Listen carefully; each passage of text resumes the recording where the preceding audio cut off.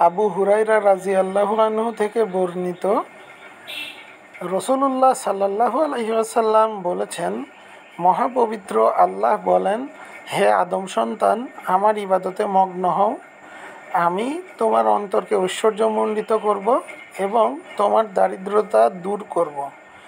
তুমি যদি তা না করো, তাহলে আমি তোমার অন্তর পেরেশানি দিয়ে পূর্ণ করব এবং তোমার দারিদ্রতা দূর করব না। হাদিসটি পড়ে আমরা এই শিক্ষা লাভ করতে পারি যে যদি আমরা আল্লাহর ইবাদত করি, তাহলে আমাদের অন্তরে প্রশান্তি আসবে এবং আমাদের অন্তর ঐশ্বর্যমণ্ডিত হবে ও আল্লাহ আমাদের দারিদ্রতা দূর করবেন। কিন্তু আমরা যদি আল্লাহর ইবাদত না করি, তাহলে আমাদের অন্তর